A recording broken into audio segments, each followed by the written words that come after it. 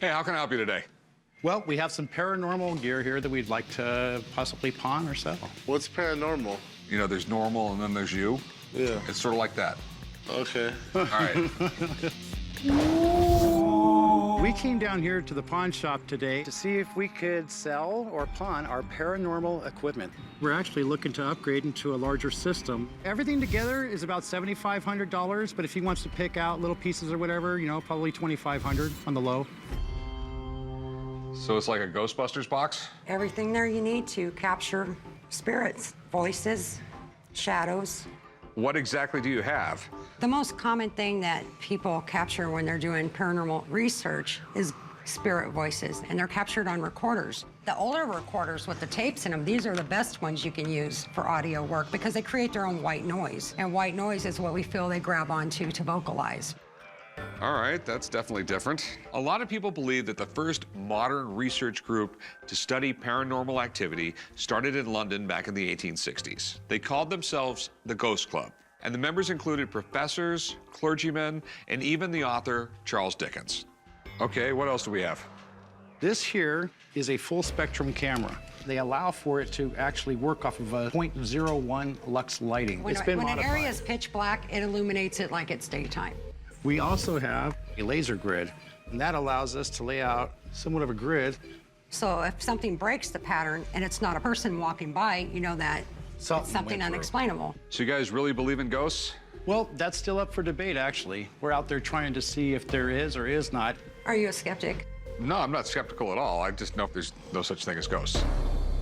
Paranormal investigation has exploded in popularity over the past few years. Even though it's crazy to me, a lot of people are into this stuff. This gear may be worth taking a look at. So what do you want to do with this stuff? Sell it or pawn it. Okay, the problem is this is all antiquated electronics. You get a voice on here at the exact same time that meter goes off and a shadow's walking by and it's captured on that camera. You've got 3 items that have captured one thing. Kind of makes you go, I bet you this place right here would have quite a bit of activity. Hey, anybody in the shop ever seen a ghost around here? Actually, I have. I worked the night shifts and it always happened after midnight. You see things out of the corner of your eyes, you look over there, it's kind of gone. You know what? If you have an area that you think is haunted here, I'll set up and show you. If you could prove to me this stuff works, I will make you an offer on it. All right, let's do this. Don't get scared.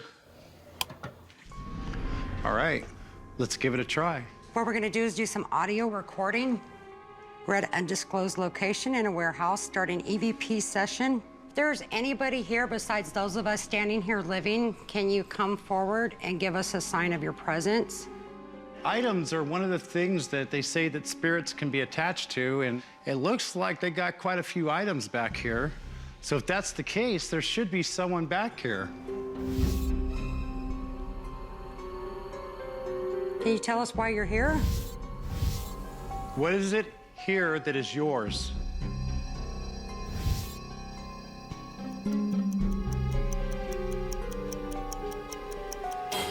Did you hear that? Nope, I didn't hear anything. All right, I'm over it. Turn on the lights. So what happened? We didn't detect a ghost. It was kind of typical to do back here. We had a lot of stuff going on. Ghosts don't appear on cue. Yeah, they don't do it on cue. But it was, you know, worth a shot. Try to make you a believer. I didn't believe in ghosts before, but after this experience, I still don't. Unfortunately, we didn't detect a ghost, so I'm not going to make you an offer. That's fair enough. That's fair enough. I appreciate your time and effort and everything. All right, no problem. Nice Thanks for to meet you. coming in. Thank you. Come on, Mark. Well, nothing turned up for us on the investigation. We weren't able to close a deal. However, we hope that maybe sometime we get a chance to go back in and do another investigation. Hello. How you doing? Very good. I have a rare book to bring in today to see about selling here. It's The Coming of the Saucers, signed by Kenneth Arnold, the first person to report on flying saucers in 1947. Take me to your leader. You got it. I'm here at the pawn shop to sell my rare first edition signed book, The Coming of the Saucers by Kenneth Arnold. I got this book at a flea market about 10 years ago. What is really unique about this book is that it's signed by Kenneth Arnold. He was somebody who didn't engage publicly for a very long time. it made his signature that much scarcer. This is cool. I've never read the book, but I've heard about it. From what I understand, Kenneth Arnold was a pilot, and Ray Palmer was a science fiction writer. Kenneth Arnold was flying one day on a rescue mission, and he saw a line of weird objects in the sky, I think maybe like 9 of them, and he couldn't identify them. He didn't know exactly what they were. He knew they weren't another plane or any birds or anything like that. He just knew it was something weird. He had never seen anything move that fast or in that way before. After he reported his first case, then other people started reporting stuff. People started to see weird stuff in the sky. So he teams up with Ray Palmer to write this book. It was really like the first book of its kind on the coming of the saucers. Can I take a look at the book? For sure, please. Be very careful there. I just wanted to see the autograph here. And I'm so bad at reading cursive. Do you know what that says? Let's see. To Dr. Holm, with our compliments, Mr. and Mrs. Kenneth Arnold, 1954. Okay, so this probably was a gift to Dr. Holm. Probably either he was maybe their family doctor or maybe just a friend of theirs. Seems to be in fairly good condition. All the pages are in there, nothing seems to be missing. It's pretty cool, it's got some pictures in it. Look at that right there. I imagine he's trying to explain what he saw. But it's got some issue with the spine right there on this back. It is an autographed first edition, so it might still hold some good value to it. That's you know? true, yeah. What are you looking to do with it? I'm looking to sell it. And how much are you looking to get? 300. Okay, I'm not sure the value on it, so I'd like to have someone come down, take a look at it, and then we could go from there. That sounds like a good idea. All right, give me just a few minutes, and I'll get someone down here. What do we have? Well, it's not what kind of book we usually call you in for, but I thought it was pretty cool. It's still a first edition from what he says, and it's autographed by the author, so I figured I needed to have you come down. All right. The Coming of the Saucers, which is a perfect title for this book because this book really does capture the early beginning years of that whole UFO culture and that moment in the 1950s about quote-unquote flying saucers. That term was coined after Kenneth Arnold's sighting. There were people who supposedly, saw unidentified flying objects even before World War II, but they weren't spread this way. This is the first sighting that spread across the nation, was documented, and that was actually taken seriously because Arnold was a pilot that was an authority. He could explain exactly why he thought they were moving too fast to be like geese or whatever. For the first time, you had someone who seemed like a creditable witness. That's really what kicks off this whole UFO craze. And then, of course, very soon after that, you have Roswell, and it really explodes. It really fits the term that we will use in books often, which is landmark. It's a landmark in the history of UFO literature. Of all the books to have in this genre, this is the one that you would want. And you have a signature right there. So that's great. I noticed on the back, maybe there's a little issue with right there. I don't know how big of an issue that is, but... Yeah, and the hinge is cracked. You've got a little bit of edge wear to the spine head and the spine tail, some bumping to the corners. Pages are a little bit toned. Here you've got some toning as well. This is the gutter of the end papers. I'm giving you a little tour of a book's anatomy there. Oh, I always love your tours. Yeah, well, that's why you put up with me. How much do you think it's worth? Okay, unsigned copies trade for about $100 at this point. Condition makes a difference, but it's still not in bad condition by any means. So I would add a decent premium because the signature, it's much more uncommon, and I would list it at $300. Okay, well, I appreciate you coming in and talking UFOs. Anytime. All right, so Rebecca says she thinks it would sell for about $300. Do I think it's an easy sell? I'm really not that sure. This might be the kind of thing that I have to sell online in an auction. So with that being said, I'd like to give you maybe $125 if you take that. I couldn't take 125. I feel that a fair price to sell to you would be 300 with the expectation it could go much higher. The most I could be willing to pay for it would be 175. Oh, well, I think I'm just going to keep it for myself for now. Well, I appreciate you bringing it in. Thank you. It's a great book, and I'm sure you'll get what you're asking for it. Thank you. I'm okay with no deal. I would have been happier with $300, but I'm also just as happy to keep the book for myself. What do we got there? I have something here that is out of this world.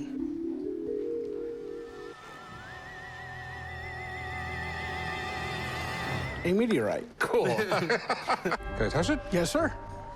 It's meteorite, not kryptonite, right?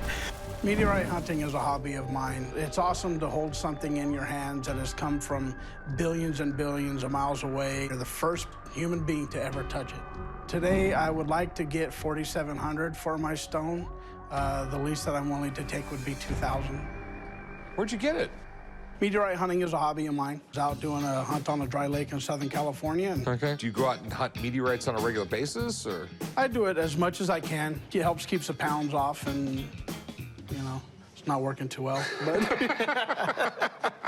All right. I think I need to get out more. Meteorites can be worth a big chunk of change depending on their size and their composition. But identifying them can be pretty tricky. Even though they come from space, they still have a tendency to look like a rock.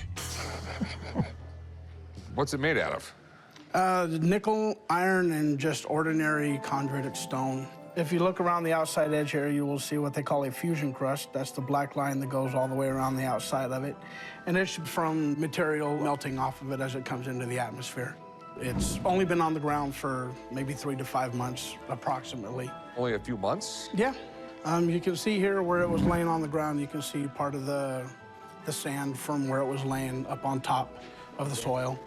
And the fact that it's still rusted shows that the patina hasn't worn off yet. If it was there for longer, it would be nice and smooth. Did you, like, polish the side of it or something, or? No, when you submit these for classification through UCLA, they require a type specimen, which the college keeps and studies. So that cut was a small portion of the stone that I had to donate to the college. Okay. I think it's really, really neat. I mean, it's not of this earth. That's what makes it so cool. Right. It's most likely from another sun that blew up somewhere, and, Yeah, it traveled billions of miles to land here and in your hands. oh, more than billions. Billions and billions. Billions and billions. Yeah. I mean, if it's real, it's really cool. I mean, I dig it. I think it's really neat. I mean, my big problem is I don't deal in meteorites, and I don't even know if it's a meteorite. Okay. I want someone to look at it. He'll do whatever he does. He'll be able to tell me it's a meteorite right here. I'm gonna go give him a jingle, hang out. I don't have any meteorites, but I have other stuff for sale. So All just right. check them out. Sounds good. How much did you want for it? I'd like to get $4,700. We'll talk. Let me talk to my buddy first. Oh, Okay. okay. All right. Hang out. He'll be here in a few minutes, and we'll do some business, man. Fair enough. I'm certain that what I have is a meteorite, but I always welcome a second opinion from somebody who has more experience in the field than I do. Let's go. What do you got here? Kryptonite. Oh, I better stand back then. I've been hunting meteorites for the last 20 years. It's just a whole lot of fun. It gets me outdoors. It gets me to feel I'm young again. I'm a meteorite hunter. Rick, so what are your concerns about this stone? Okay. I mean, is it a meteorite? Well, I got to tell you, you know, a lot of people come to me saying, hey, is my rock a meteorite? You know, it's rarely, if ever, a meteorite. So I want to say that first, okay? I don't want to get your hopes up there. So tell me a little more about how you found this. Well, this was found on a dry lake in Southern California. I hit it with my magnet. Can I have your permission to do that again? Absolutely. I normally don't put a magnet on a meteorite, but in the field, sometimes you have to. Okay. All right, that's interesting. You saw how that danced on there? That's a strong attraction. This is really exciting. I'm going to look at it a little closer. What you're looking for is whether it has these round grains of metal and whether it also has these round spheres of silicates. Okay, so it's a meteorite? That rock is older than this planet. That thing was solid before this planet ever solidified. Wow, that's pretty cool. Chris, tell me about where the other piece of this is. The other piece is actually at UCLA right now. It is actually cataloged. Yeah, it's cataloged in an international official meteorite database. The big question, what do you think it's worth? Well, Rick, I got to tell you, if this meteorite wasn't cataloged, it would fetch $10 a gram. But this is a graded, cataloged meteorite. This is a $4,000 meteorite. Okay. Well, cool. Thanks, man. You're welcome. Okay. It was a real pleasure to be able to tell somebody, hey, this is really a meteorite. These are the oldest rocks in the solar system. They're even older than the world, our own planet. Bob said it's worth right around $4 grand. I have to resell this, okay? It takes work. I mean, realistically, it doesn't look like a rock. I got to figure out how to way to make it not look like a rock. And I'll give you $1,800. Could you do $2,250? It is one of a kind. To a degree. It's the only meteorite in the world that's shaped like this. Right. Okay? We take $2,000 for it? No, I can't go that low. I mean, It'll look beautiful in here under the lights. I'll give you 21. I'm not gonna. I won't give you a dime more. I mean, that's it. And that's it. That is it.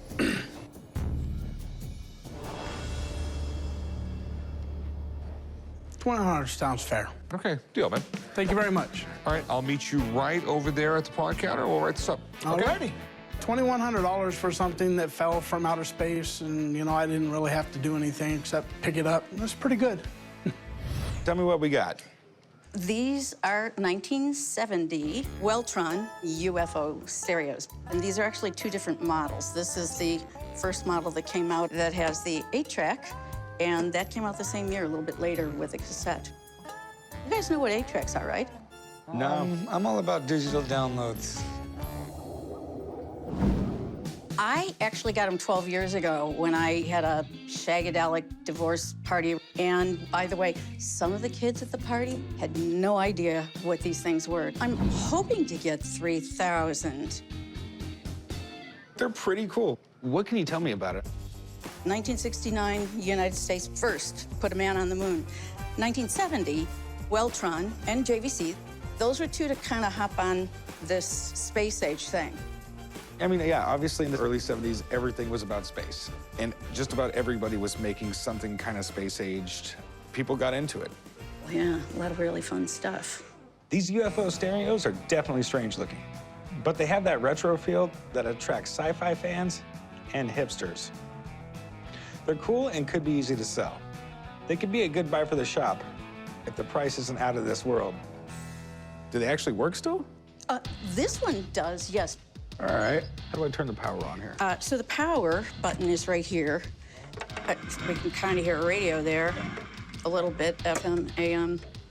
All right, so it works. We'll go ahead and turn it off. So, Yeah. what are you looking to do with these? Well, I'm going to sell them. Okay. What are you looking to get out of them? Well, I'm looking for 3,000 for all of this. What do you think, Big Hoss? Absolutely, positively no way. I see it more as like a novelty. I was thinking like it'd be kind of fun for like $300. It would be fun for $300, but I just don't know if that's even doable. I'll do $500. And you can't do 600? I mean, it's... No way, no how, no possibility. Oh, boy. 550. I mean, come on. You beat me down, 550, Okay, deal. It's deal. 550? It's a deal. Thank you. And you're writing them up. I'm not writing them up. Come with me, PJ, I'll write you. Okay. To tell you the truth, I'm gonna have to think about what I'm gonna spend $550 on, because I was expecting at least $1,500 out of this, so I don't know.